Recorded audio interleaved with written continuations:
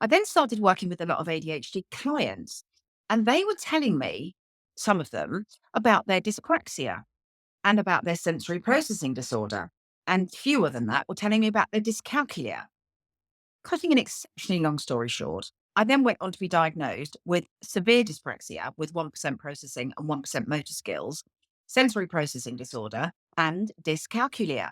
And it was when I was diagnosed with dyscalculia, which for those who don't know is the numbers version of dyslexia, my entire life did make sense because people with dyscalculia cannot work out problems.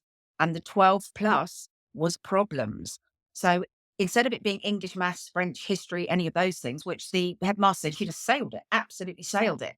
It was all if Rosie's got 3 bananas and 4 grapes and 5 pineapples, and Ben's got 6 pineapples and 8 grapes and how many is, and I was like, do I care? Am I interested in this? Is this sensible? Is this worthy of my time? That's what I was thinking. What a ridiculous Yeah. question to ask. I was quite bright at 12. I was, so I just thought, well, they're going to ask me ridiculous questions. I'm going to give them ridiculous answers. So I started writing down 3 million, 2.5, 33,000, 486, any old nonsense I wrote on this thing, which is why, if you remember, the local authority said she has failed so spectacularly, we can't put her through. Actually, that was an undiagnosed ADHD person who was bored to death in this exam that was asking ridiculous questions. Knew that if I probably got English homework and maths homework, I'd have rather spent the time doing proper stuff. And people were asking me about bananas. I just wasn't interested. And when I explain to people about a dyscalculia brain when it comes to problems, it's not that we try and work them out and we can't. It's that there's a full stop.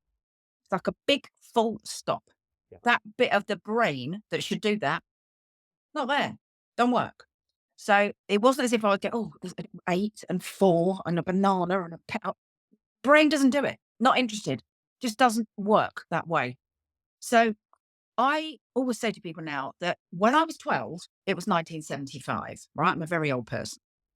But we are 50 years this year away from that dreadful, spectacular failure at the 12 plus and ending up in the wrong school for 4 years. And the tragedy is nothing has changed. So if I was at school today, my dyscalculia still wouldn't be picked up. My ADHD still wouldn't be picked up. None of it would be picked up because we're not screening in schools. So wouldn't it be fantastic to say, oh, that was 50 years ago, that went out with the arc. Now we're screening everybody. We know exactly what people have got. They're all getting the right support. They're all getting this, that, and the other. No, they're not.